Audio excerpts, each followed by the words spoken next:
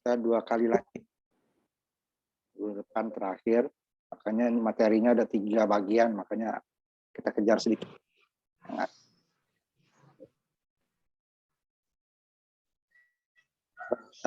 Dan pembangkit listrik tenaga nuklir, kemarin kita sampai mau masuk ke moderator ya, apa disebut moderator, kemarin kan sudah ada dari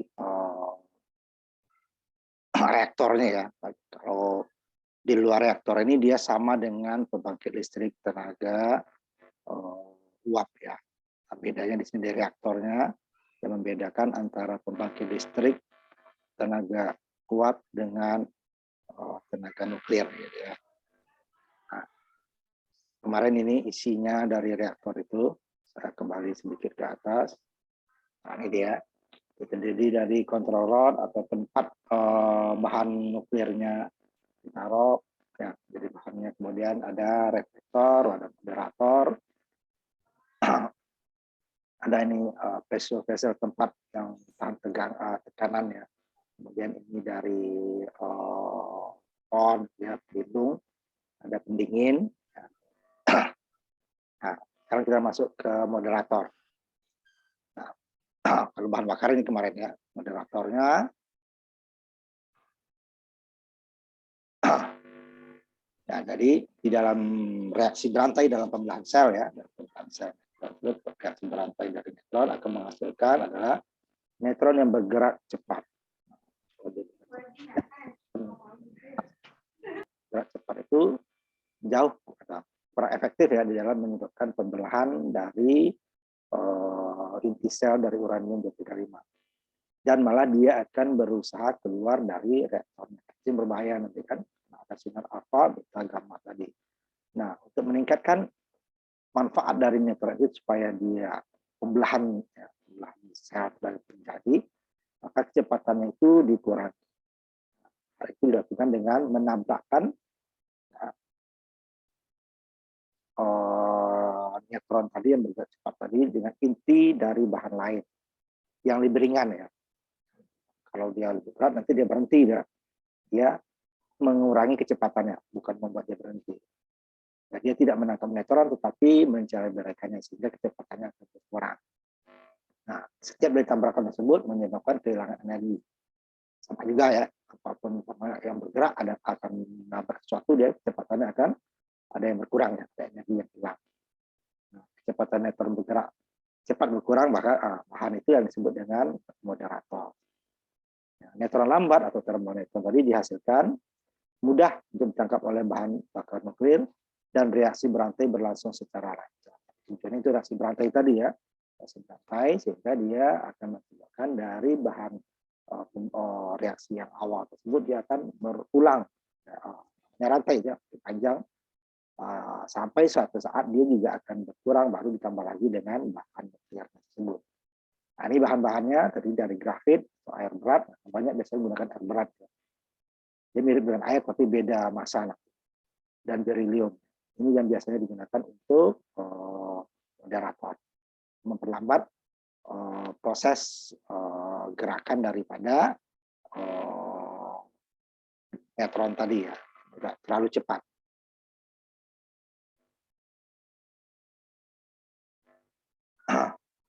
Nah, reaktor yang menggunakan uranium yang diperkaya ya, yang persentasenya itu lebih besar, dia tidak memerlukan moderator. Tapi uranium yang diperkaya itu prosesnya mahal. Biasanya yang diperkaya itu nanti biasanya lebih yang lebih tinggi lagi nanti dia adalah untuk bom. Karena dia banyak orang menggunakan pembangkit listrik itu yang uranium lebih ke uranium alam ya. Jadi dia ada juga nanti yang tidak menggunakan moderator, tapi dengan syarat uranium itu sudah yang diperkaya pasti dia presentasinya lebih tinggi ya. Semua moderator harus mempunyai sifatnya sama ya, karena sifatnya untuk menghalangi kecepatan tadi masih memiliki konduktivitas termal tinggi karena dia berada di dalam reaktor yang panas tinggi ya, sehingga dia konduktivitasnya panasnya juga tinggi. Kemudian dalam jumlah yang besar ya, dan dalam bentuk yang murni. Kemudian harus memiliki tingkat leleh yang tinggi. Kalau moderator padat, titik leleh rendah untuk moderator cair. Padat harus memiliki kekuatan yang baik, karena dia nanti berada di dalam reaktor. Harus memberikan ketahanan yang baik terhadap korrosi, tidak mudah korrosi, atau menyebabkan peralatan lain mudah korrosi. Karena yang cair nanti ya. Harus stabil di bawah panas dan radiasi. Karena dalam reaktor bukan hanya panas, tapi ada radiasi. Alfa, beta, gamma. Kemudian ini, yang inti aslinya nih yang 6, yang di atas juga sesuai sifatnya, harus dapat memperlambat neutron. Itu ya, dia lanjut adalah supaya tidak mengganggu ya. Pertama dia memang konductivitasnya tinggi, tidak mudah menguap ya. Kemudian dia juga stabil terhadap radiasi. Dan yang intinya adalah harus dapat memperlambat. Nah, kalau hanya 5 di atas saja, memperlambat neutron nggak ada gunanya. Jadi hanya sifat-sifatnya saja, tapi neutron tidak berfungsi untuk memperlambat neutron.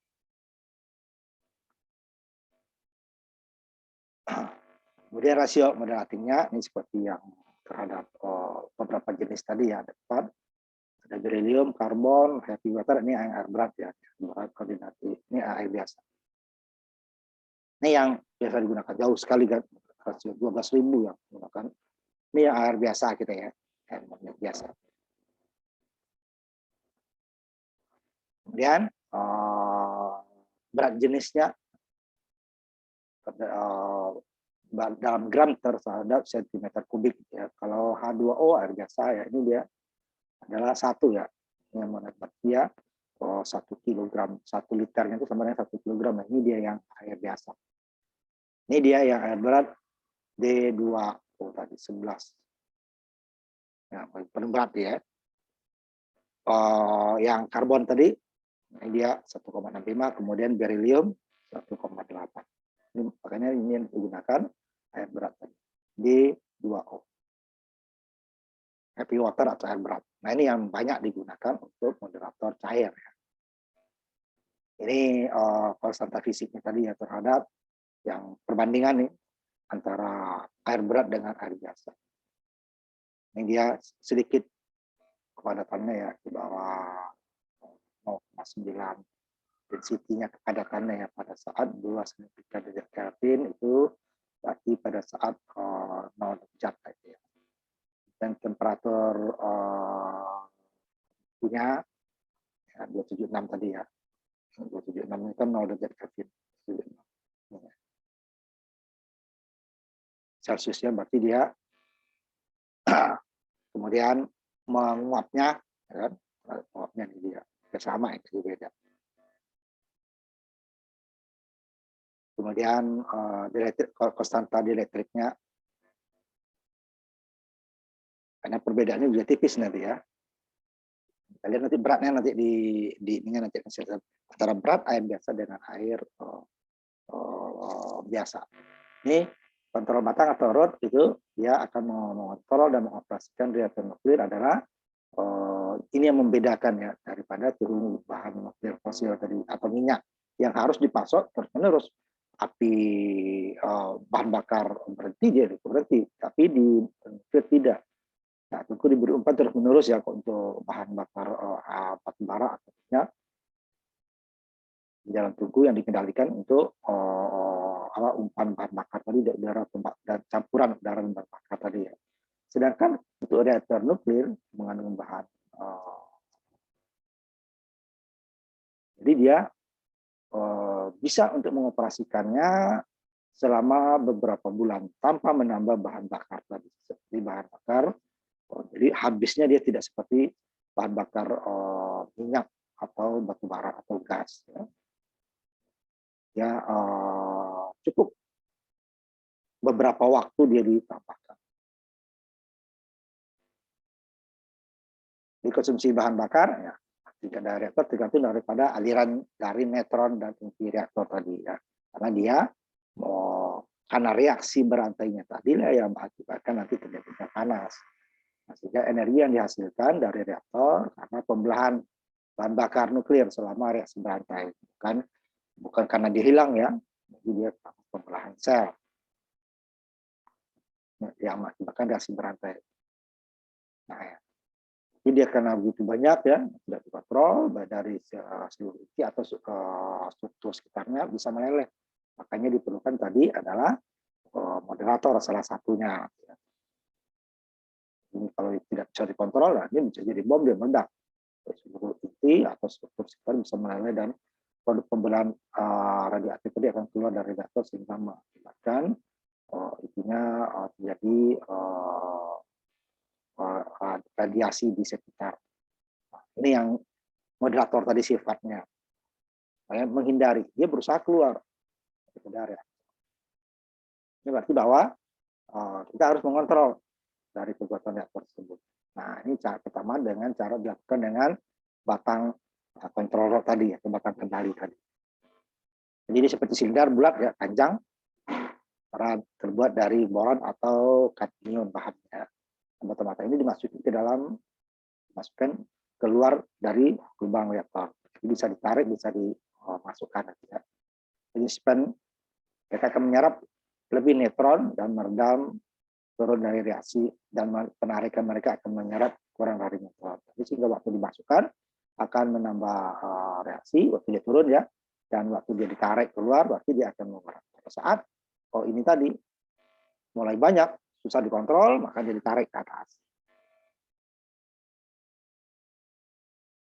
Jadi kekuatan reaksinya dikendalikan dengan menggeser atau memasukkan atau menarik dari batang reaktor tadi secara manual atau otomatis.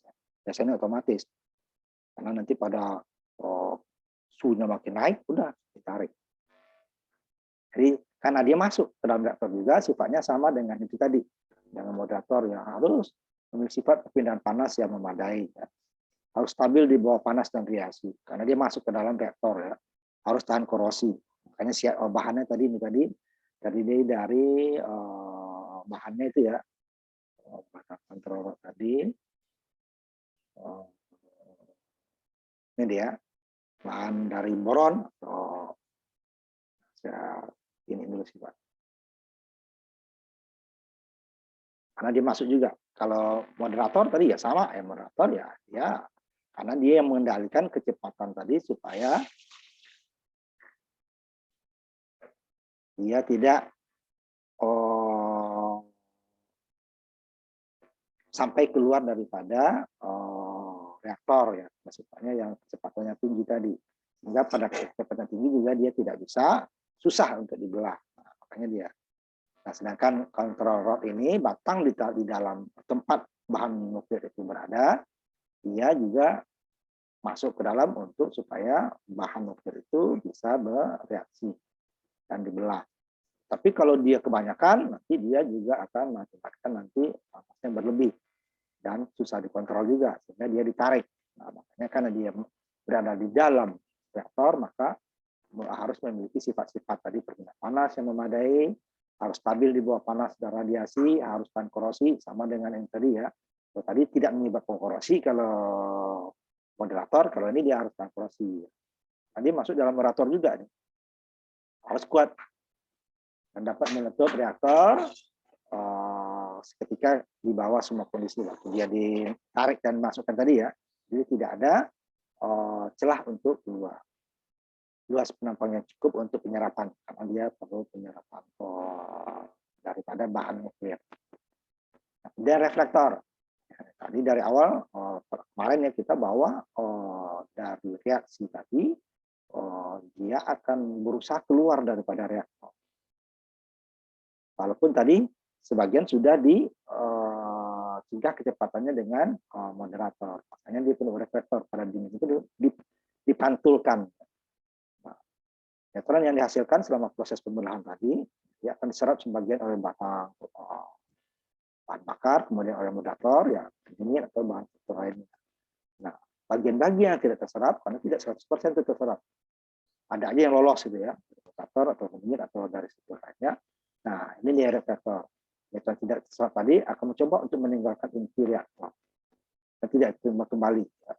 Akan hilang. Kondisi tersebut akan diminimalkan caranya dengan di sekeliling dari inti reaktor tadi dibuat dengan reflektor. Jadi dia yang mau keluar ya mantul lagi ke dalam. Sehingga makanya bahan bakarnya tidak berkurang. Cuman kecepatannya yang berkurang tadi kan, makanya perlu kontrolnya dimasukkan lagi.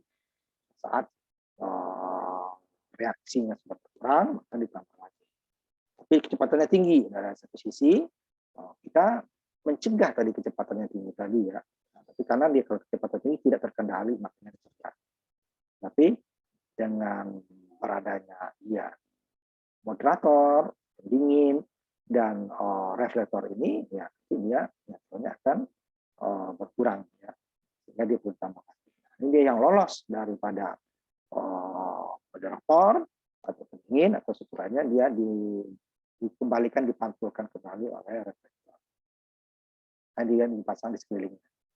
Sehingga dia akan kembali ke inti tadi. Dibelah lagi gitu ya. Sehingga neutron itu kembali maka dapat menyebabkan lebih banyak pembelahan yang meningkatkan penghematan neutron dari reaktor. Dan juga untuk keamanan gitu ya. Nah, umumnya reflektor terdiri dari grafit ya, dan berilium tadi. Jadi dia sifatnya sebenarnya sama juga dengan moderator ya. Karena moderator itu ada grafit, berilium, sama air berat kan. Nah, sedangkan kalau moderator itu air berat adalah dia air, sedangkan reflektornya padat. Mantulkan neutron-neutron yang lolos dari moderator. Sama dia untuk keamanan supaya dia keluar, pertama untuk efisiensi supaya tidak berkurang ya, dia kembali. Yang supaya bisa dibelah lagi, mengakibatkan terjadinya reaksi berantai lagi yang untuk mengakibatkan terjadinya panas. Kemudian ini sama dengan boiler bencana reaktor. Di dalam sinilah dia reaksi tadi. Ini akan sebuah kontainer, dinding dan kuat. Jadi dia tadi ada indikator telat, radiator, perumahan atau berisi panas, kontrol, atau yang berisi bahan-bahan. Kemudian juga perisai biologi ini dari yang karena apa? Karena ada 3 sinar yang dihasilkan daripada belah sel tersebut ya. Sinar alfa, beta, dan gamma. Kalau alfa bolehlah aman. Yang lainnya ini perlu untuk keamanan manusia dan makhluk hidup lainnya. Ini zona radioaktif di mantel atau pelindung reaktor dan kemungkinan bahaya radiasi seperti untuk seperti orang-orang yang operasi dan efek bahaya lain. Selama pembelahan bahan bakar nuklir dihasilkan partikel alfa, beta, gamma dan mematikan.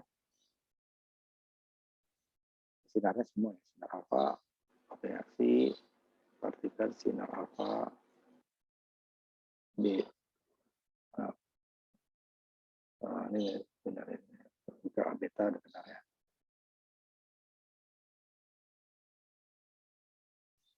Nah, ini yang berbahaya terutama beta dan gamma yang mematikan, sehingga perlu pelindung biologi ya, terhadap makhluk hidup lah ya. Sehingga dia diredam sehingga tidak keluar. Nah, penggunaan sinar gamma adalah sangat penting, sebuah perlindungan harus diberikan terhadap. Nah, itu lapis timah atau beton ya, disediakan sebagai reaktor untuk menghentikan sinar gamma keluar. Bahan lain dia bisa tembus. Ya. Bisa tebal dari logam atau plastik yang cukup untuk menghentikan partikel alfa dan beta. Kan untuk gamma tidak karena apa, penampangnya halus ya. Dan juga penampangnya halus tersebut dan gelombangnya pendek, dia akan bisa menembus bahan-bahan. Tidak perlu beton sekelilingnya dan timbal atau timah. Kemudian perlu pendingin, sama dengan yang lainnya. Bahan bakar diesel atau batu bara atau gas ya. Pendingin karena akan pendingin. Padahal yang kita harapkan kan panas tadi.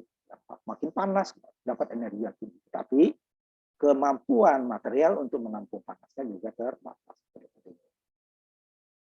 Ini pendingin di reaktor dulu ya, bukan pendingin nanti ada 2 dia, pendingin reaktor dan pendingin nanti kondensor ya di hasil dari turbin. Ya. Ini adalah pendingin dari reaktor. Dan dia akan mengalir melalui sekitar inti daripada reaktor. Mirip dengan tungku pada PLTU. Dan untuk mencapai sejumlah besar panas yang dihasilkan di reaktor karena pembelahan dari bahan tadi selama reaksi.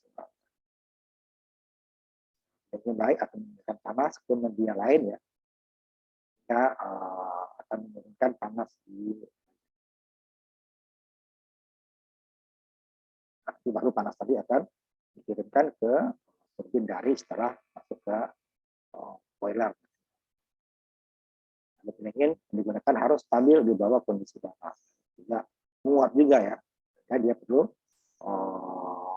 distribusi mengalir dia. Kita memerlukan jumlah yang banyak. Nah, nanti untuk dingin dengan panas ini kan lebih panasnya di sini. Dan lele yang rendah dan kemudian tidak menimbulkan koreksi sama ya. PLTU juga. Jadi pada bahan yang kotak atau umum. Ini harus memiliki koefisien perpindahan panas tinggi. Nah, ya sebenarnya untuk mendinginkan ya. Ini radioaktivitas industri dalam pendingin dengan pembuatan neutron harus tidak ada boleh bocor. Artinya nanti dia karena reaktor dengan boiler itu nanti dia tersambung lewat pipa. Nah, panas yang dihasilkan dari reaktor boleh bocor. Dan beberapa cairan pendingin yang digunakan, jaringan tadi ada berat, gas, udara dengan karbon dioksida ya, hidrogen, dan bahan cair seperti natrium atau campurannya ya, natrium, kalium, dan cairan anorganik atau tidak perlu daya diperlukan untuk memompa seperti pompa nanti ya, karena dia harus bersirkulasi. Kalau tidak, sebagus apapun pendingin ya suatu saat juga akan panas. Jadi setelah panas disirkulasikan sehingga yang didinginkan tadi akan turun. Atau tidak dia hanya sementara saja, karena reaksi berlanjut tadi akan menimbulkan panas terus menerus. Jadi perlu dipompa keluar dan masuk bahan yang dingin kembali ke dalam. Dia tidak disiram gitu ya, dia lewat pipa. Dan dia di sekitar pipanya itu yang akan ada pipa itu yang akan menjadi tidak dicampur dan sistem tertutup ya. Nanti kita lihat kemarin videonya ya. Kemudian yang paling banyak digunakan ya air ya, seperti air murah kan bisa banyak. Makanya dia pembangkit listrik tenaga nuklir itu memang dibangun di dekat-dekat sumber air, misalnya di pantai atau danau. Seperti yang kebanyakan dia perlu sumber pendingin yang banyak.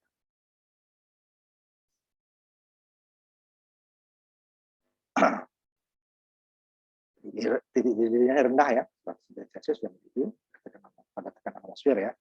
Kalau tekanan lebih tinggi dia akan lebih cepat.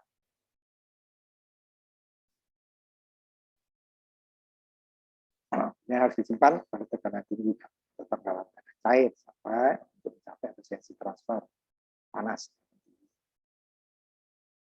Kemudian dia sama dengan PLTU ya, harus pendingin, harus bebas dari kotoran, karena tidak dapat karena dia aktif sehingga penanganan akan sulit. Siklus pendinginnya ada yang langsung, ya, ada yang atau direct cycle ya. Jadi, dalam sistem pendingin ini di mana air meninggalkan reaktor dalam keadaan beruap, tapi dia airnya disemprotkan. Nah, reaktor air uap atau boiling water reaktor menggunakan sistem sirkuit tunggal, fungsinya sirkuit sistem. Yang sistem ini pendingin mentransfer panas ke air umpan di dalam generator uap. Ini digunakan dalam reaktor bertekanan pressure reaktor. Jadi ada dua kan kemarin, sistem Amerika dan Rusia ya, dengan pertekanan atau nanti boilingnya Rusia, pertekanan itu Amerika punya sistemnya. Sistem ganda, nah, dia sistem ini dua pendingin yang digunakan, keduanya digunakan pendingin primer, Setelah bersirkulasi melalui reaktor, mengalir melalui penukar panas menengah ke intermediate heat exchanger, dan diteruskan ke pendingin sekunder yang memindahkan panas dalam air panas ke generator. Ini digunakan dalam reaktor natrium grafit atau reaktor pembiak cepat pas leader reaktor. Jadi ada 3. Kemudian inti dari reaktor. Nah, ini bagian dari bahannya ya. Reaktor ini tidak ada di batang bakarnya, bahan bakar ya, kemudian reaktor dan ruang lewat di mana cairan pendingin itu mengalir. Ya, radiokonservasinya ini untuk pembiakan daripada bahan bakar tadi ya, leader atau tanah. Kita juga ada pembiakan untuk energi terbarukan nanti. Mirip dengan ini. Ini adalah rasio dari jumlah atau bahan bakar sekunder untuk jumlah atau bahan bakar utama yang dikonsumsi. Jadi berarti ada ya bahan bakar utamanya yang tidak terlalu banyak. Sebuah reaktor dengan rasio konversi atas kesatuan dikenal dengan reaktor peternak atau pembeda reaktor. Reaktor peternak akan menghasilkan bahan yang dapat dibelah atau fusional yang bisa dibelah tadi ya, lebih banyak daripada yang dikonsumsinya. Konsumsi dapat dihasilkan 10, konsumsi 5, seperti itu kita ambil. Jika bahan fisi yang dihasilkan sama dengan atau kurang dari reaksi, maka reaktor tersebut reaktor kontraktornya mengkonversi gitu ya. Dan kebutuhan dengan yang dikonsumsi itu habis gitu ya. Jadi yang pembiak tadi dia berlebih, sifatnya berlebih. Ini beberapa sistemnya tadi ya. Tapi reaktornya bakar lihat kontroler semua di sini, masuk air di sini kan, kemudian dia akan menghasilkan uap. Dan ini yang pendingin reaktor sistem. Dan ini yang sama ya, reaktornya pompa masuk, ini sekunderi yang tabungan tadi ya. Pendingin kedua, baru dia masuk ke sistem. Nah, ini udah masuk generator. Nah, di sini dia tetap ada di reaktornya ada umpan, air umpan di generatornya juga ada air untuk pendingin. Ini pendingin reaktor, ini pendingin nanti pendingin ini sama ya, reaktor, ini pendingin generator dari turbin ya. Ini yang disebut kondensor tadi. Nah, ini kan dan airnya bisa disirkulasikan. Kalau di sini di dalam sirkulasi.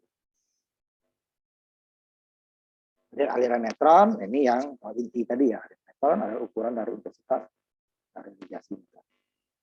Ini menyatakan dengan UV di mana U adalah jumlah neutron per sentimeter kubik dan ini adalah kecepatan neutron. Ini yang menyebabkan panas tadi. Dan jenis dari reaktor atau klasifikasinya itu dapat dibagi pertama energi neutron tergantung daripada energi neutron plasma yang ditangkap oleh bahan bakar untuk memproduksi atau pembelahan sel. Reaktor tersebut pertama adalah reaktor cepat. Reaktor pembelahan atau fission tadi seperti dibawa oleh neutron cepat tanpa moderator. Terutama moderator berarti dia pemurniannya lebih tinggi. Dan yang berikutnya reaktor termal atau reaktor lambat. Reaktor ini neutron bergerak cepat melambat dengan melewati moderator. Jadi reaktor ini neutron bergerak cepat melambat dengan melewati moderator.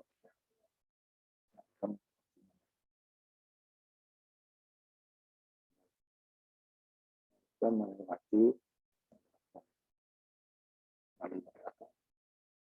cepat dia tidak membutuhkan bahan bakarnya berbeda. Umurnya lebih tinggi. Kalau ini bisa alami ya, dari alam. Dari hasil tambang langsung. Nah, neutron bergerak lambat, kemudian ditangkap oleh bahan bakar untuk melakukan fusion neutron. Apa tadi moderator dibuat? Kalau terlalu cepat, susah dia untuk dilakukan pembelahan. Bahan bakar. Ya. Ini biaya yang usaha kita ini kan. Yang rinciannya itu adalah untuk pembangunannya yang paling Kemudian biayanya sekitar seperlimanya ya, 22%. Kenapa? Karena keamanan yang paling tinggi. Ini kalau pinjaman bank, rata-rata tidak ada orang pakai modal sendiri. Biasanya sebagian besarnya, walaupun tidak 100%, orang nggak mau, bank nggak mau ya. Kalau tidak 20% modal sendiri, baru sisanya. Kalau kecil itu 20%. Tapi kalau negara yang bangun itu baru bisa, karena itu jadi negara. Dan ini yang paling besar. Sama dengan PLTA. Cuma PLTA minim bahan bakar. Nanti kita masuk PLTA bagian terakhir. Ini yang terbesar dari biaya pembangunan ya. Ada tanah bangunan reaktor, bencana reaktor, pembakarannya, desainnya, sistem pendingin, kami termasuk terjadi uap ya. Ini sudah sama dengan RTU. Ini tinggi. Nah, tetapi nanti biaya bahan bakarnya tidak seperti rutin dan memakan biaya seperti bahan bakar uap, gas, batu bara, gas. Tetapi menjaganya itu bahan bakarnya jauh lebih mahal daripada bahan bakar yang lain-lain. Yang lainnya paling yang lebih itu gas ya. Minyak kan tinggal di dalam cukup ya, tinggal dijaga. Batu bara malah taruh di luar ya. Nah, kalau ini tidak bisa, di tempatnya khusus dan harus dijaga. Karena kalau dicuri bisa dijadikan bahan bakar untuk keperluan seperti bom tadi. Nah, ini biasanya ya, karena ini untuk jaga-jaga nanti ya batu bara itu makin lama makin terang, dan kalau terlalu banyak digunakan akan mengakibatkan polusi yang sangat besar, sehingga nanti jadinya pemanasan global. Maka ini dia biayanya itu cukup murah dibandingkan. Ini kita ambil jenis-jenis pembangkit listrik di India karena dia mirip dengan Indonesia. Nama penduduknya cukup banyak yang nah, kita nomor 5 atau nomor 4 ya. Kemudian dia juga bukan negara kaya. Walaupun dari segi teknologi orang India itu lebih banyak bagus daripada kita ya, karena mereka tenaga ahlinya itu jauh lebih banyak daripada kita, karena mereka pendidikannya juga. Jadi mereka di India itu seperti universitasnya tidak seperti secanggih-canggih bangunan seperti di Indonesia ya, apalagi yang swasta. Mereka biasa-biasa saja, tetapi risetnya yang luar biasa. Di Asia itu dia termasuk atas, makanya banyak dia lulusan SLTA mereka itu diterima di universitas bagus di dunia. Jadi kualitasnya yang bagus, bukan fasilitasnya seperti kalau kita kan bangun sekolah, bangun kampus supaya banyak mahasiswanya itu fasilitasnya canggih, kalau itu tidak, otaknya dia yang canggih. Teman kemampuan masyarakat itu hampir mirip dengan kita. Ya, nah, kita ada sebenarnya hanya untuk kesehatan, ada di Jogja sama Hong Kong.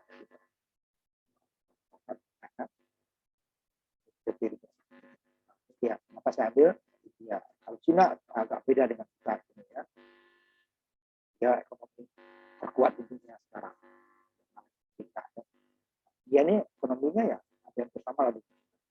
Penduduk miskinnya lebih banyak dia, cuman tenaga ahlinya dia lebih banyak. Apa yang saya ambil tenaga ahli.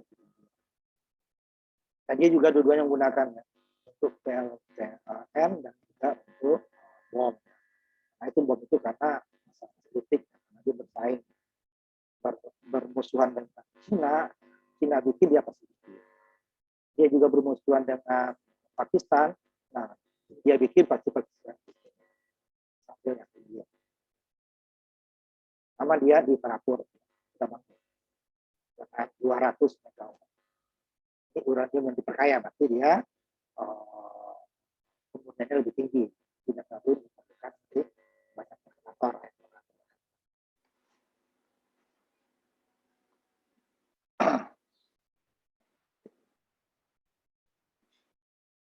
Jadi Jadi kemudian ya karena pasokannya dia dipasok dari Amerika sebagian, ada dari Australia.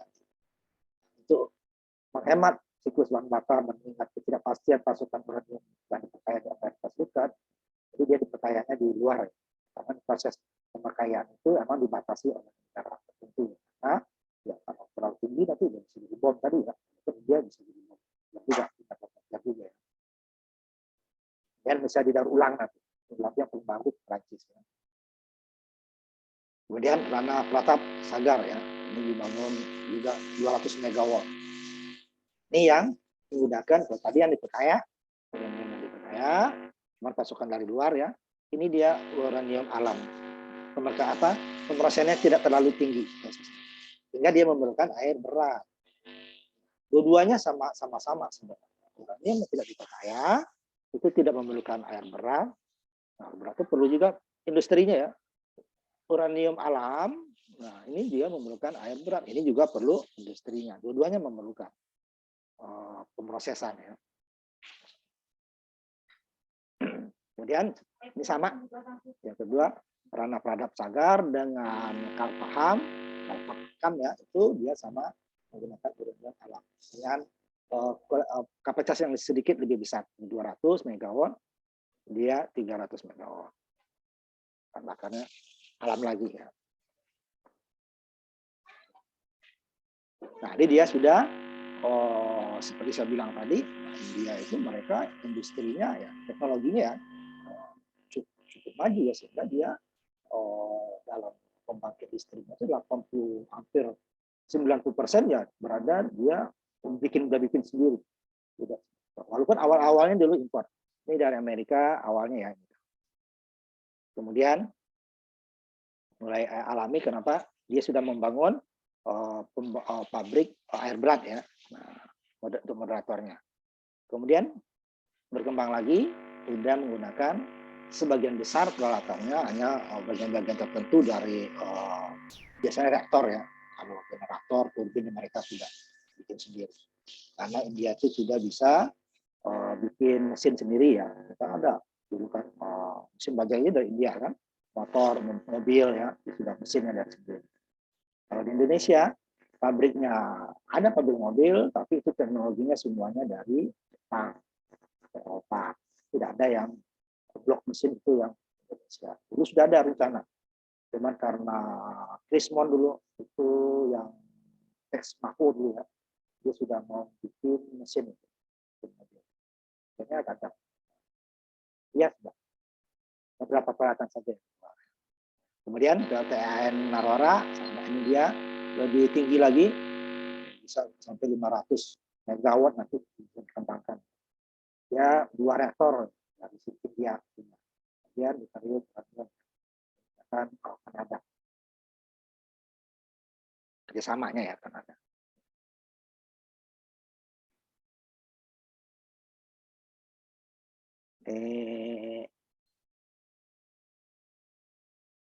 Ini distribusinya saja, nggak usah kita pemakainya saja ya. Distribusi kita nggak bahas beberapa ya.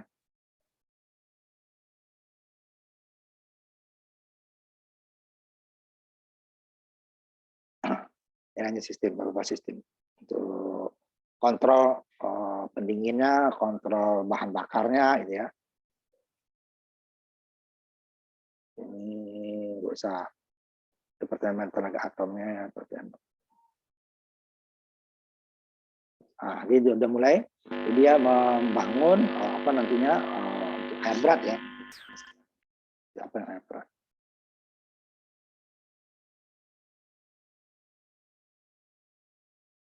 Ini bahan bakar ya, sudah kita bahas sebelumnya. Pelindungnya, ya, makanya kenapa dia mahal bahan bakarnya. Perlindungan itu pertama pemrosesannya, pemakaiannya ya, dan hasil dari ampas itu juga harus disimpan di tempat yang aman. Di bahan bakarnya ya, pengamanan dilindungi yang tidak mudah korosif, tidak mudah bocor gitu ya. Bahan bakar. Ini nanti kita masuk ke nanti nanti juga air limbahnya ya radioaktif dibuang ke Sungai Gangga atau nanti ke laut biasanya ya yang bisa dari pendingin dari reaktor biasanya ya. Ini khusus di India nggak usah kita. Kemudian yang berikutnya adalah pembangkit listrik Kakakpar ya hampir sama ya 235 tadi. Tadi yang mau dikembangkan ke 500 ya. Ini sama dengan ya, Kanada tadi. Kanada deuterium uranium. Uranium alam atau air berat ya. Yang memerlukan India membangun pabrik untuk air berat. Itu hampir sama dia dengan masalah biayanya ya, pemurnian membuat air berat atau pemurnian bahan bakar yang lebih tinggi ya supaya tidak memerlukan air berat. Itu dua-duanya sama memerlukan biaya yang besar. Ya. Kan kalau dari segi risiko air berat itu lebih ringan risikonya daripada pemurnian bahan bakar. Dari persentasenya.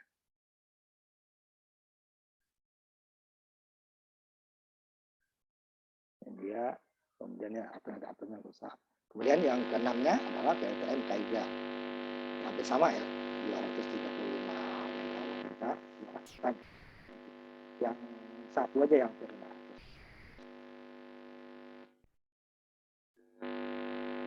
Dengan pengamanan lebih ya, dindingnya dibikin double. Tentu akan mengakibatkan biaya lebih lagi ya untuk mencegah kebocoran. Itu lebih baik daripada nanti kalau kebocoran resikonya jauh lebih besar, biayanya pasti lebih mahal. Kemudian kita habisin ini ya, nanti baru kita tinggal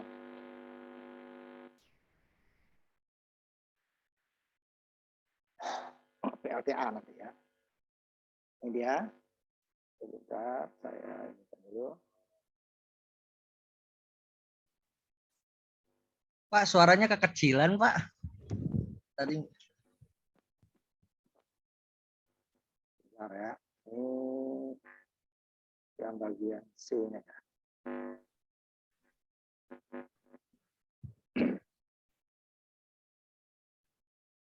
Ya, ini perbedaan nanti perbandingan antara reaktor air ringan dan air berat. Reaktor air ringan oleh motor reaktor itu menggunakan air biasa sebagai moderatornya. Tetapi dan sebagai pendingin ya, dan tetapi dia bahan bakarnya harus bahan bakar nuklernya yang sudah di dia olah yang lebih tinggi persentasenya ya. Kan? Reaktor ini sederhana dan lebih murah, tapi reaktor ini membutuhkan uranium yang diperkaya. Di satu sisi untuk moderator dan air pendinginnya itu air biasa saja, ya nanti tidak kotor gitu ya. Tetapi bahan bakarnya harus yang lebih diperkaya. Saya tandai ini sederhana, tetapi uranium yang diperkaya. Bahan bakarnya tidak perlu air berat. Jadi kita tinggal milih, gitu kan? Tidak perlu air berat, tetapi reaktornya, bahan bakarnya harus diproses dengan persentase sekian nanti ya. Di uranium untuk alam mengandung hanya 0,6% dari isotop U-235 yang bisa dibelah. Dan 9% lebih itu dari Tium G ya. Dan menggunakan uranium alam, uranium tersebut harus diperkaya sekitar 3%. Ya, proses dulu. Tapi moderatornya air biasa. Nah, kita pilih. Nah, kalau mau uranium alam, bahan bakar alami, tambang langsung bisa dipergunakan itu, tapi dia moderatornya harus berat. Kita harus memproduksi air berat. Dua-duanya tidak bisa kita ngambil, airnya biasa, tapi ini alami nggak bisa. Tapi dia malah meledak. Nah, nanti untuk reaktor tersebut, kan uranium alam, reaktor tersebut harus diperkaya sekitar 3%. Tapi 0,6 tadi ya, harus menjadi 3% itu kan berapa puluh persen pengayaan itu kan. Jadi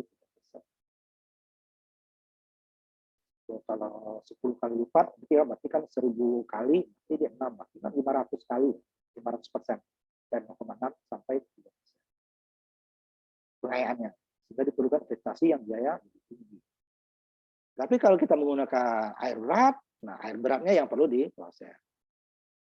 Reaktor air berat menggunakan air berat sebagai pendingin dan moderatornya. Ini memiliki keuntungan yang dapat menggunakan uranium alam. Uranium alam. Tetapi untuk mendapatkan air berat tidak bisa air biasa saja, perlu diproses juga. Dia tidak biayanya itu ke apa resikonya lebih ringan ya, tapi masalah biayanya terlalu berbeda. Ya, data ini juga memiliki beberapa masalah kasih ya, persiapan air berat ya, masalah air berat. Kita memerlukan investasi untuk membuat air berat tadi. Itu harus dihindari karena air berat sangat mahal. Walaupun dia sifatnya bedanya dengan air biasa itu tidak jauh beda, tapi dia untuk moderator dia sangat bagus. Jadi air berat yang diperlukan pada jaringan primer atau utama harus 90% murni. Sehingga ini memerlukan pabrik pemurnian air berat yang seharusnya tidak menyerap kelembapan, ya menyerap kelembapan itu air berat akan terdegradasi atau turun kualitasnya ya. Nah, dalam rangka untuk memiliki jumlah dari air berat yang diperlukan untuk PLTN ada 4 pabrik air berat di India. Satu masih terletak di kota ya 100 ton per tahun. Baroda 67 ton. Suci Korin 71 ton. Tapi ini ada 4 sudah menghasilkan ya sekitar 700 ton per tahun. Yang digunakan untuk moderator sehingga pemurnian bahan bakar tidak diperlukan. Atau perlu kecil ya, pemurniannya kecil ya. Ini guna pentingnya air berat. Sehingga dia semua proyek tadi mungkin Tandu tadi, Kanada tadi ya, ada uranium tadi ya, dia menggunakan Kanada sebagai bahan bakarnya dan air berat sebagai moderator. Nah, berarti dia bahan bakarnya alami yang tidak perlu terlalu tinggi untuk pemurnian. Kalau uranium yang diperkaya reaktor alami tadi, dia juga yang diperkaya tadi ya, sehingga dia tidak memerlukan air berat. Tapi dia biasanya bahan bakar itu dia diimpor dari luar. Sama tadi dari Amerika ya. Makanya untuk menjaga itu tadi dia kan, namanya pasokan bahan bakar terganggu nanti mereka menggunakan bahan bakar alami. Ini perbandingan air berat tadi. Jadi kalau air biasa itu 1 liternya yang apa ini ya, ini itu 1 kilogram, sedangkan air berat itu dia hanya 0,9.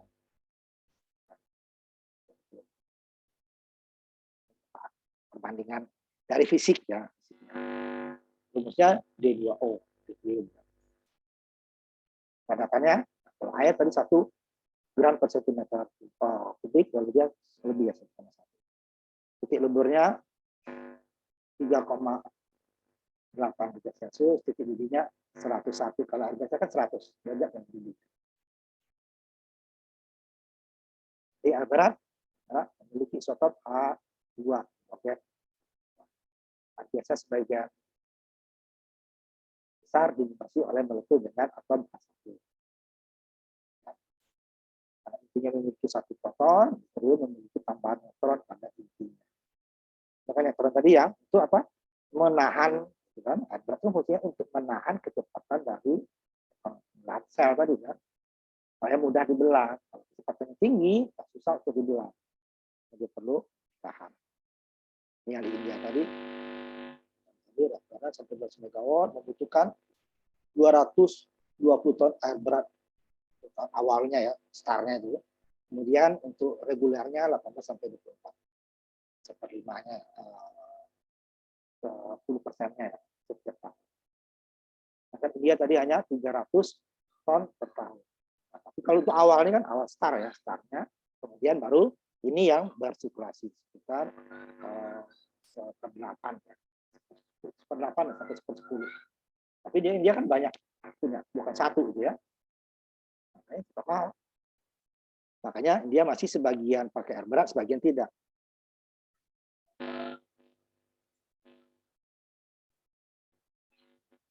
Bentar.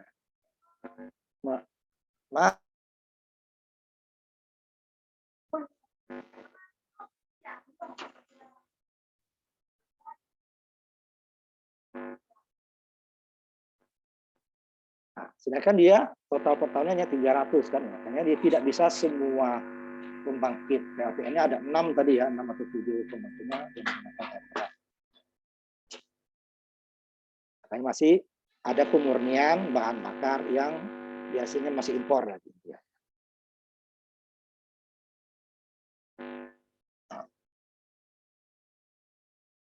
Jadi pengelolaan sistem air berat adalah urusan yang sangat rumit ya, membutuhkan kehati-hatian. Air berat ada di dalam air biasa dengan perbandingan 1 berbanding 6.000. Jadi kalau untuk mendapatkan 1 liter air berat kita dari air biasa itu potensinya hanya kita memerlukan 6.000 liter. 6.000 liter baru kita dapat. Nah, metodenya kan ini biasanya dengan elektrolisis. Mirip dengan air laut menjadi air tawar ya. Nah, bentar ya. Ini saya ini gitu. Perbandingannya ya, 1 berbanding 6.000. Jadi dia seperti elektrolisis, makanya mahal. Ya. Kebocoran tadi akan kerugian yang cukup besar. Jadi air berat itu berada di air biasa itu adalah 1 banding 6.000. Jadi untuk Pak, ya. gambarnya nggak ada Pak. Oh ya sebentar. Jadi perbandingannya adalah 1 berbanding 6.000 untuk dapatkan 1 liter air berat. Udah muncul? Udah muncul? Kelihatan Pak, kelihatan. Hanya mahal. Tetapi resikonya tidak seberat untuk pemurnian bahan bakar nuklir. Kalau bahan bakar tadi kan radiasinya yang kebocoran radiasi ya. Maksudnya tidak, kalau kebocoran hanya menimbulkan kerugian biaya saja, tidak merusak lingkungan. Karena dari bahan alam itu hanya 0,6%. Ya. Jadi untuk mendapatkan tanpa air berat dia memerlukan 3%. Jadi sangat tinggi. Kalau air berat, nah, risikonya jadi mahal aja ya. Air biasa untuk mendapatkan itu berapa? 6.000 liter. Jadi kalau 1 liter itu air biasa itu 1 kilogram gitu ya, berarti kan untuk mendapatkan 1 kilogramnya dapat diperlukan 6 ton ya, 6 ton air. Dan caranya elektrolisis ya, bahan bakarnya. Keuntungannya ya dari segi lokasi biayanya angkanya lebih sedikit daripada pembangkit uap. Kemudian konsumsi bahan bakarnya sangat kecil karena dia tidak terus-menerus tadi ya. Jadi setelah bereaksi berantai dicabut. Nanti kalau udah turun baru masukin lagi gitu ya. Sehingga dia penambahan bahan bakarnya juga bisa bulanan ya. Kan, kalau bahan bakar biasa kan ya setiap detik bisa bulanan. Cuman bahan bakarnya sangat berbahaya. Gitu ya. Ini saya keuntungannya ya. Sedikit.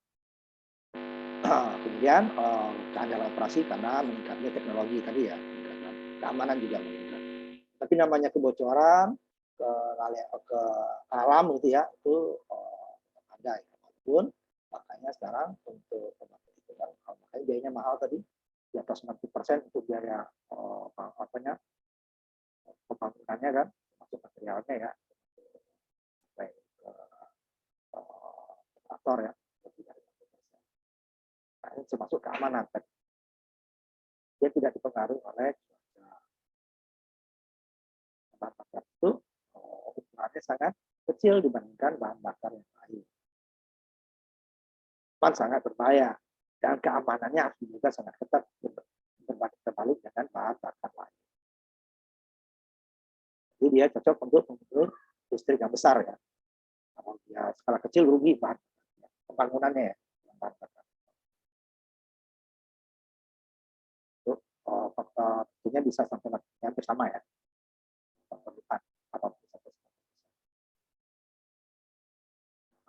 belanja bahan khusus logam, pemipaan, penyimpanan jauh lebih rendah.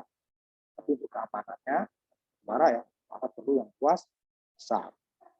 Contohnya, sebuah PLTN kapasitas 100 MW, berat mesin dan mekanisme strukturnya yang sebagai seluruh ya bangunannya, perlengkapannya,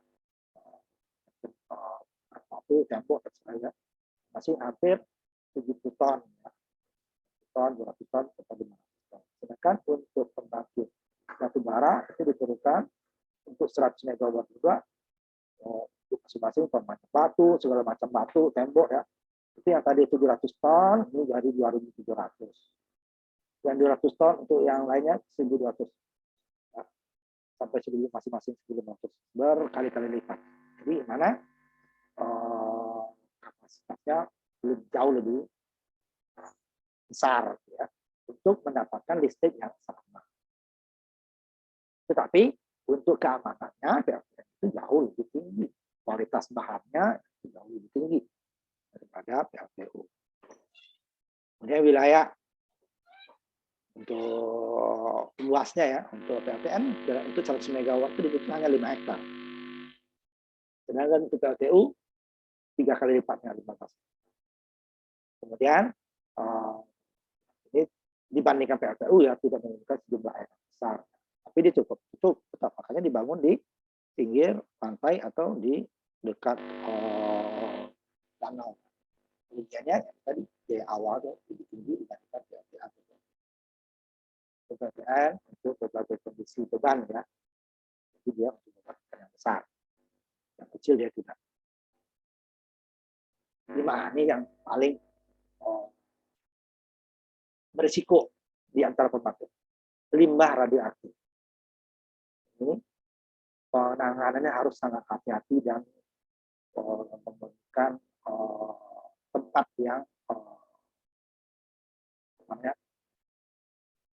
tempat radioaktif tersebut bahannya sangat bahan tertentu, tidak nanti bisa berbahaya bagi kesehatan atau bisa dia menyebar kemana-mana.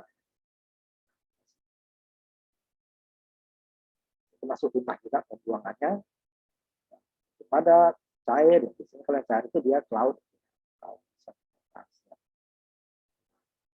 tentuan terpadat ditaruh di tempat yang sangat bahan yang sangat kuat, baru ditaruh di laut.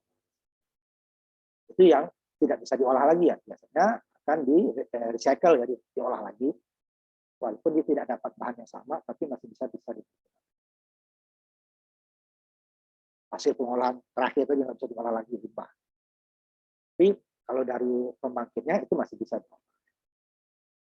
Kemudian sampahnya ini kita masa taruh dulu ya, itu kemarin taruhnya itu bahkan kenapa limbah itu memerlukan waktu yang sangat lama untuk hilang, sehingga menimbulkan modal yang besar. Jadi walaupun PLTN-nya nanti sudah tutup, ini limbahnya belum habis. Beda dengan pembangkit lain, yang pembangkit lain pembangkitnya tutup ya udah habis. Tinggal besi tua, kalau nggak bisa limbahnya itu dan bahan yang aktif itu masih perlu disimpan dengan waktu jangka yang sangat lama. Dan nanti pemeliharaan pembangkitnya tinggi ya, kita perhati ya, tidak bisa sembarangan, punya keahlian tertentu. Dan pemilihannya mirip dengan PLTU. Persediaan air walaupun tidak sebesar PLTU. Ini hampir semua. Jarak dari pusat beban ini maunya dekat itu kadang ya nggak bisa. Karena pertama tadi antara kesediaan air dengan pengguna itu biasanya kadang nggak berdekatan. Itu makanya dia ini sekarang diabaikan. Maunya di pembangkit itu dekat dengan pengguna supaya apa? Jaringnya tidak terlalu panjang. Itu nggak penting. Nah, sama dia menunjukkan tempat tertentu. Tempat tertentu itu belum tentu dia dipakai di situ. Makanya perlu jaringan distribusi. Nah, itu juga nggak apa-apa. Kemudian jarak dari daerah penduduk ya, ini harus tidak boleh terlalu dekat. PLTU juga tidak ya. Yang dekat itu biasanya yang besar. Jadi kapasitasnya kecil ya. Kemudian aksesibilitas ke situs ya, juga memerlukan jaringan jalan. Ini yang berbahaya. Pembuangan limbah tidak semua negara bisa mengelola dengan baik. Itu Prancis salah satunya yang mengolah ya. Bukan pembuangannya tapi merecycle. Bagian Jepang juga tidak bisa. Pembuangan limbahnya tidak seperti pembuangan limbah yang lain. Dia dimasukin ke dalam wadah tertentu yang tidak bocor, baru ditanam di dalam tanah yang di daerah tersebut tidak terjadi gempa biasanya ya. Ini dia. Gempa terhadap gempa. Sehingga situsnya, pembangunannya skalanya sangat tinggi. di zona seismiknya tergempa tadi ya, utara tadi 1 sampai 5. Tidak cocok untuk tempat. Jadi kalau daerahnya sering terjadi gempa, tapi di Jepang itu daerah gempa dia masih bangun, sehingga dia bangunannya harus tahan. Jadi sekitar 300 km dari wilayah yang biasanya terjadi gempa. Sumber gempanya ya. Padahal Jepang tuh sumber gempa begitu. Sehingga akan memastikan ya keamanan daripada struktur. Nah, di Indonesia itu zaman Pak masih menteri stek dulu ya, itu dia udah tengah itu tidak selama ini tidak pernah terjadi. Kan, ya, sekarang kita masih tergantung dari batu bara ya, karena kita banyak punya batu bara. Kalau nuklir ini banyak yang tentang ya. Juga peristiwa banjir, nah tadi ya. Oh, tapi itu kadang alamnya susah seperti yang di Jepang, yang Fukushima itu ya, itu kan karena tsunami ya, karena di pinggir pantai, karena yang banyak sumber air kan pinggir pantai. Nah itu juga. Kemudian juga biaya antara tempatnya, kemudian masyarakat dan persoalan pegawainya ya, itu sangat. Kemudian itu regulatornya sangat ketat daripada sehingga membangun pembangkit listrik lain. Jadi perbandingannya PLTU dengan PLTU itu hanya pada sisi reaktornya. PLTU dia menggunakan boiler, menggunakan tuku, ini juga boilernya dipanaskan oleh pemberat. Tetapi biaya operasinya akan sangat jauh berbeda. Kalau ini tidak bocor, tidak ada polusi di PLTU. Kalau PLTU pasti orang bakar padat ya. Biaya modalnya jauh lebih murah, tapi untuk menjaga keamanan jauh lebih tinggi. Dia pembangkit PLTU menjadi pembangkit untuk ukuran yang besar ya, 100 MW ke atas. Kalau tidak dia makin besar PLTU itu kemungkinan.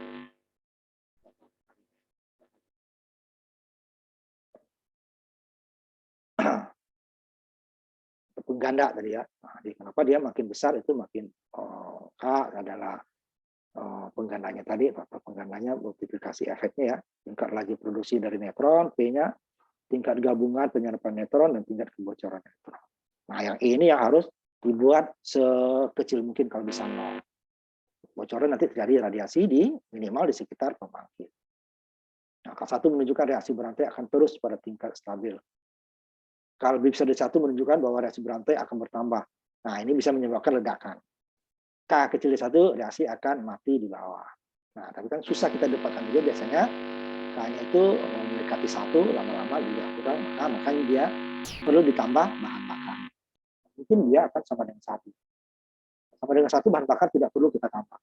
Ya, karena tidak. Nah, yang lebih besar di 1 ini yang berbahaya nanti bisa menjadi tindakan. Makanya dia tindakan generator, tindakan pematul tadi kan reflektor, dia tidak lebih besar.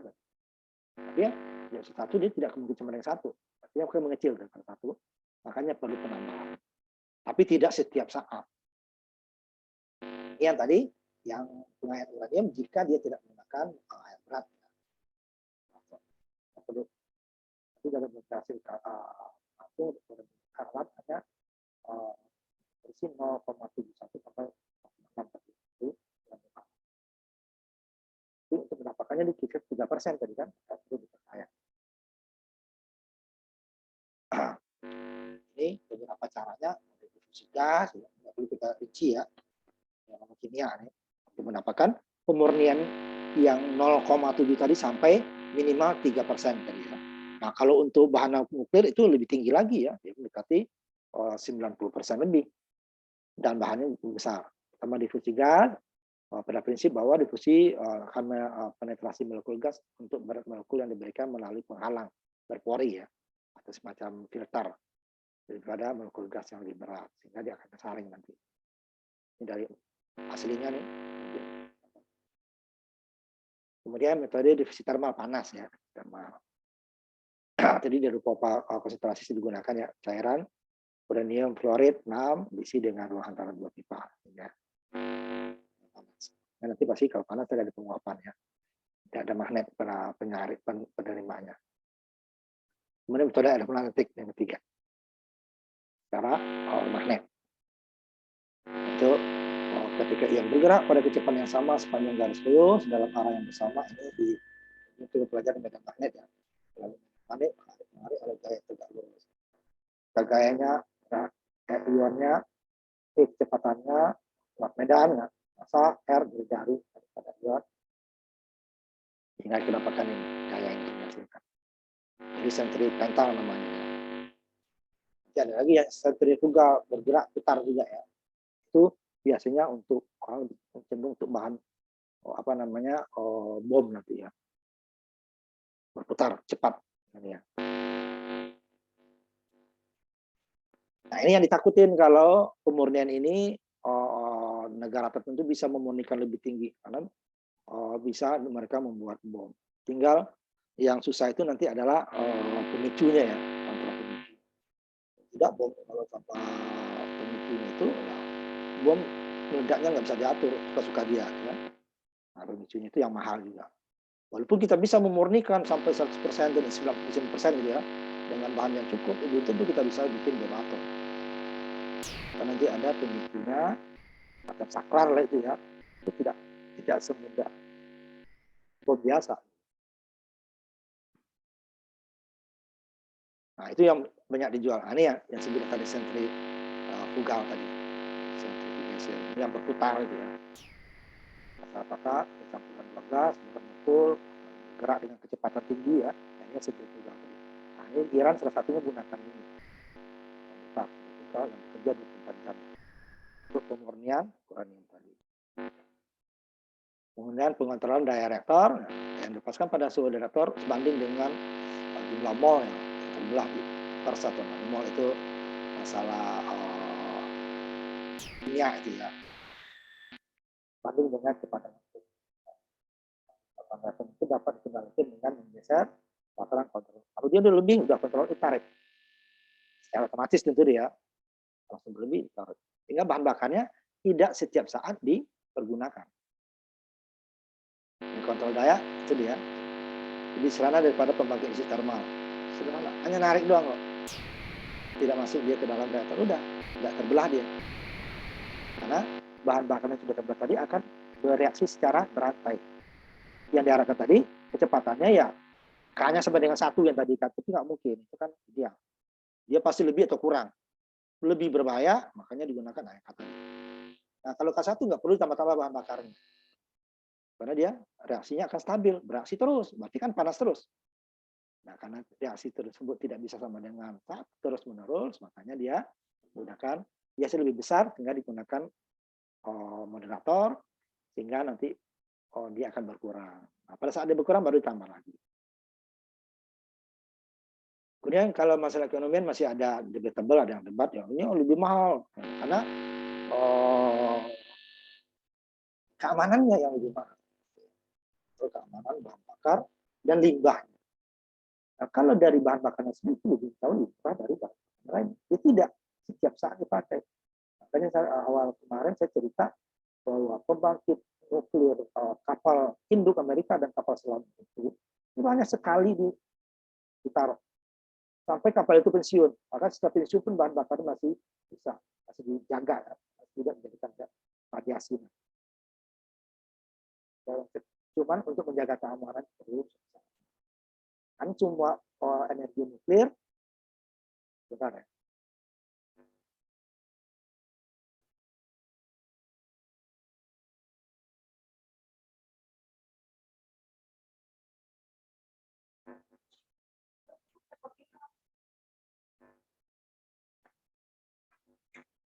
Nah, itu keekonomiannya karena untuk keamanan tadi ya, itu perlu keamanan dijaga karena bahan bakar itu sebenarnya tidak setiap saat dipakai.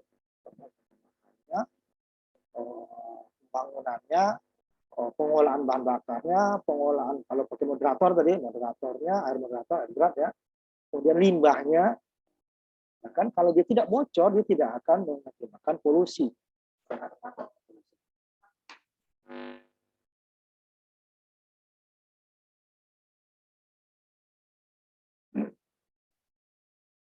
nanti untuk skala besar, ini biayanya bisa lebih murah daripada bukan batu bara itu harganya fluktuatif, orang mahal gitu kan, sempat kemarin mahal gitu, tapi turun lagi ya. Sedangkan kalau nikel itu relatif stabil. Jadi kalau skala besar itu dia bisa ya juga asal personal atau karyawan-karyawan itu dia punya skill yang tinggi dan serta disiplin yang tinggi. Tidak boleh kegagalan sekecil apapun tidak boleh. Sangat berbahaya. Terutama di reaktor ya. Kalau di generator itu juga sama dengan pembangkit lain sama ya. Amalannya sama. Berbeda dengan reaktornya saja. Ini ada pengembangan perusahaan. Ini yang tadi, keamanan tadi sangat penting di dalam karena terutama hasil dari partikel alfa, beta, apa beta sangat ya, alam juga ya. Efeknya sangat besar karena dia tidak terlihat ya, nah, tapi dia bisa dideteksi dengan peralatan. Terima saat visi pembelahan ya. Kedua adalah kenapa tadi dua panas,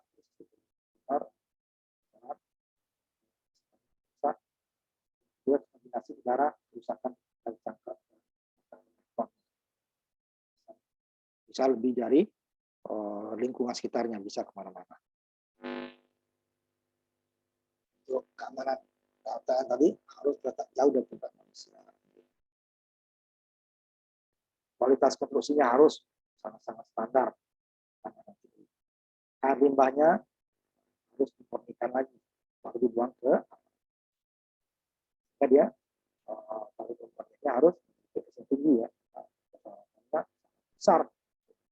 Dan limbahnya radioaktif harus dibuang ke penimbunan yang sesuai standar dijaga oleh Badan Atom Internasional. Jadi ventilasi sama. Eksklusif, boleh sekitar situ dibangun karena dia 1,5 kilo. Karena saya dulu dibangun 1 kilo tentu ya. Jadi keamanan kita tersadar secara otomatis jika diperlukan. Walaupun setelah disadar atau dimatikan, dia bukan berarti dia udah aman karena bahan bakarnya itu masih tetap ada.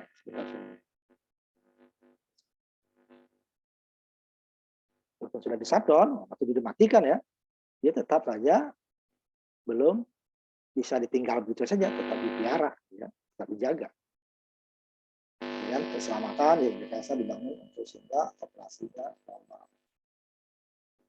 Itu sangat kecil secara standar internasional. Kemudian adopsi dari sebuah bejana reaktor tadi terpisah dengan pemasangan kritis. Sebuah pemasangan sistem.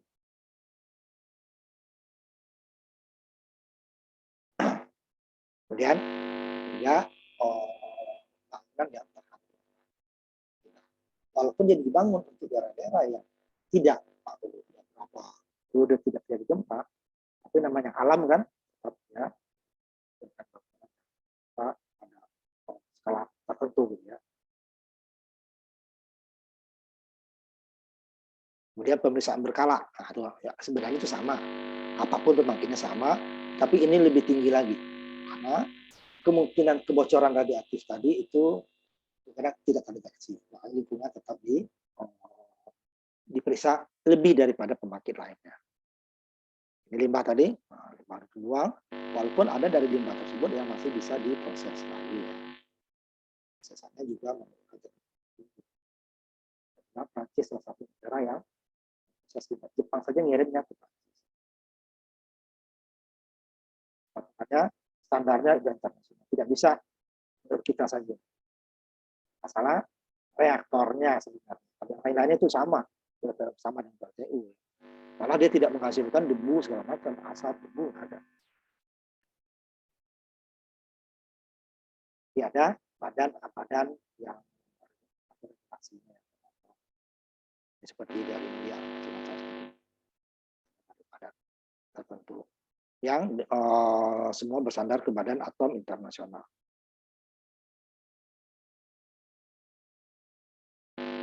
Ya, di India tadi satu ininya itu udah satu ini ya, sampai 1 megawatt besar ya. Kalau MPT itu mili. Tapi ada juga buku-buku yang mega itu kayak MPT itu udah nggak standar ya. Karena MPT itu untuk mili, MSR itu untuk mega, MPT lagi mikro ya. Itu besar di India. Satu unitnya ya. Bukan satu kompleks nih ya, satu unit pembangkit atau reaktor. Jadi satu kompleks itu bisa beberapa reaktor.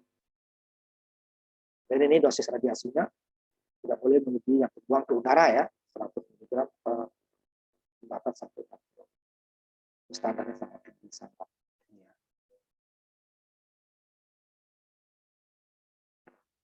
Kemudian untuk yang pakai air berat ya, sebelum mengisi air beratnya, ini operasinya ya, meningkat kuat ya, mencapai 25%, 50% sampai 60%. Tidak sekaligus, itu starter awalnya ya. Ini periode pelaksanaannya berlangsung sampai 2 tahun baru dia bisa full power. Tidak seperti membangkit uap, udah cukup langsung ya. Ini bencana beberapa. Ini yang paling terkenal, Chernobyl dulu Rusia ya, dulu Soviet, sekarang dia itu diajukan oleh beberapa program.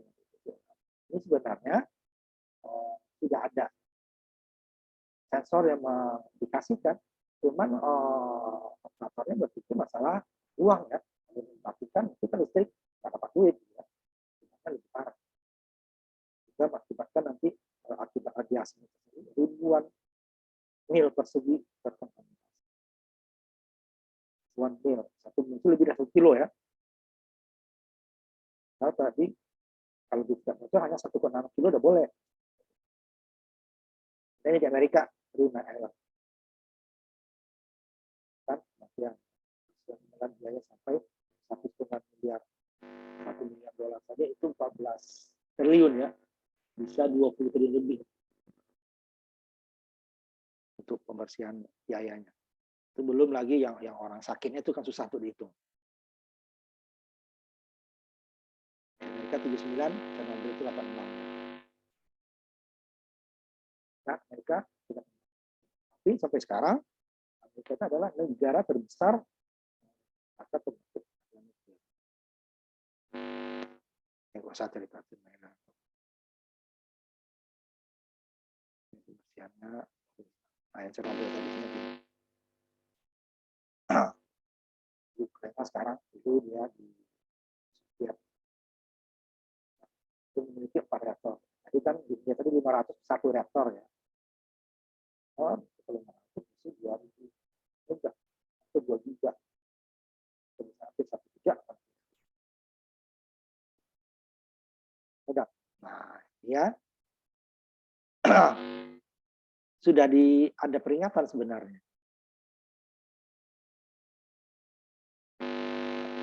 Sehingga dia tidak dapat dihuni sampai beberapa dekade. Dekade itu kan puluhan tahun.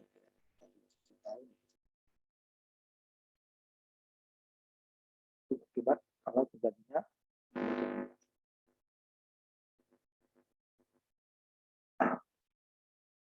ya desain reaktor, AFDD atau reaktor tadi ada tekanan bisa sampai 1 itu ya, menghasilkan 1000 megawatt.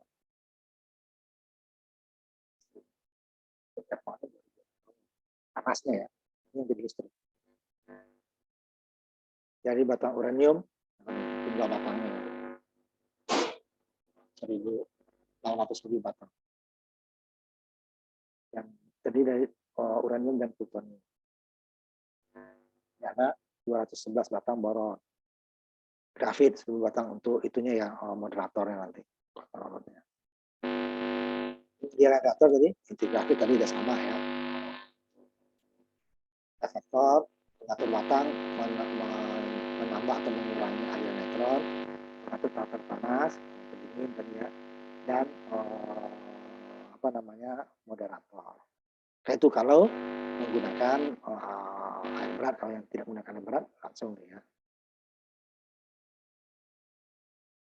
Ini dia. Operatornya tidak mengatur yang batas baliknya. Kalau dia di shutdown atau dimatikan akan berarti kehilangan 600 ribu di pemecatan pada berlangsung. Tapi kan resikonya akhirnya lebih besar kan. Ya sudah ada jadi para insinyur itu sudah menemukan bahwa ada yang tidak stabil nih. Jadi perlu dia batang sumber nuklir tadi diangkat. Jadi dia peraturan ini dikontrol manual secara rutin. Diabaikan ya.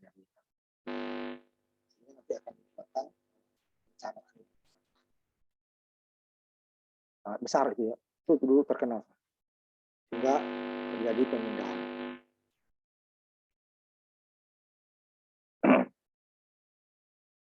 Karena masalah rahasia negara, supaya kalau itu negara tertutup ya, orang-orang untuk membantu pun tidak tahu.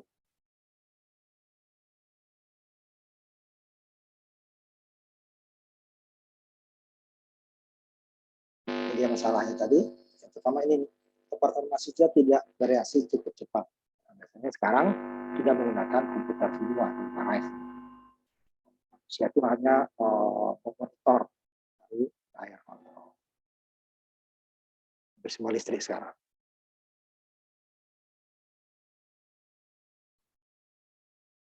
Nggak ada masalahnya. Ini udah yang lainnya ya nih. Ada beberapa ya, ini nggak usah kita bahas. Ini terbesar saja ya.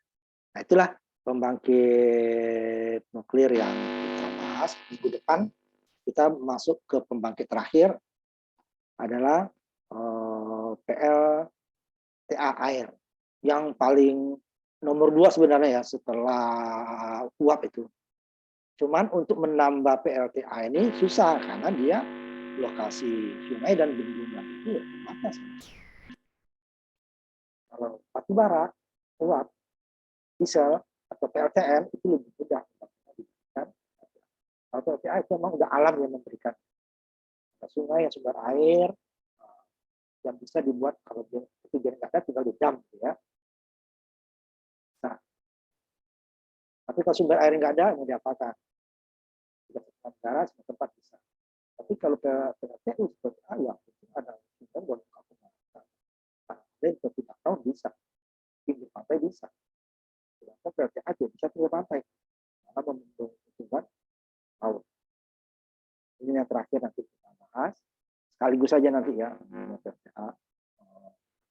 Ini adalah yang tidak memerlukan bahan bakar. Yang terakhir kenapa? Dia tidak memerlukan panas. Inilah satu-satunya pembangkit listrik konvensional yang tidak memerlukan panas. Dan kenapa semuanya panas dulu? PLTU, diesel, nanti harusnya gas ya kan waktu nggak ada.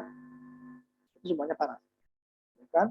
PLTA tidak memerlukan panas, dia memerlukan energi potensial, perbedaan ketinggian. Jadi dari debit air tadi, perbedaan ketinggian akan bisa meningkat. Itu tidak air. Tidak memerlukan panas, dan energinya gratis. Beli kan apa ya? Kalau yang lainnya kan harus bayar, batu bara bayar, minyak bayar, PLTN apa lagi. Nah, cuman dia, kenapa dia masuk energi, bukan energi baru kan skala besar ya. Jadi PLTA itu bagi dua, skala besar itu dia dimasuk energi konvensional. Skala kecil dia nanti energi terbarukan. Karena dia itu bisa menggusur suatu daerah, landscape, mengubah area seperti itu. Dia bukan luas penampung air yang sangat luas dan ketinggian yang cukup tinggi. Sehingga dia bisa. Kita di PLTA yang di Jatiluhur itu memindahkan beberapa desa. Ditransmigrasikan ke orang jangan Pak Harto. Kan? Itu kenapa dia? Padahal dia energinya terbarukan. Selagi ada hujan dia terus gitu ya. Karena skala besar, makanya dia air PLTA dimasukkan energi terpusat. Skala kecil yang tidak pakai bendungan nanti, nah itu dia energi terbarukan. Langsung sama air ya. Nah, ini kenapa dia kalau yang terbarukan itu dia tidak merusak lingkungan, tidak mengubah lingkungan. Ya. Ini merubah. Nah, seperti di Cina itu memindahkan ribuan bahkan ratusan ribu penduduk ya. Nah, cuma karena di negara komunis orang nggak bisa tawar. Kalau di Indonesia atau di negara lain itu udah banyak demo, kalau itu nggak bisa demo.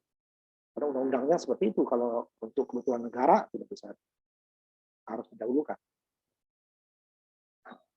Di Cina itu banyak pembangkit jauh lebih besar daripada Indonesia, termasuk terbesar di dunia dia. Cuman dia negaranya ya pokoknya digusur satu kecamatan aman aja bagi dia, mudah aja bagi dia. Kalau di kita tidak bisa, akan banyak yang protes nanti. Nah itu nanti yang terakhir 2 bagian, tapi nanti kita agak cepatin aja dikit ya. Nah itu minggu ini bahan kita minggu ini, nanti minggu depan kita terakhir pembangkit listrik tenaga air. Mungkin agak lama dikit ya minggu depan ya, karena nanti 2 bagian. Ya, baik Pak. Itu ya kita pertemuan kita. Sebentar ininya saya ambil dulu pesertanya ya. Bentar ya. Nah, saya tutup ya.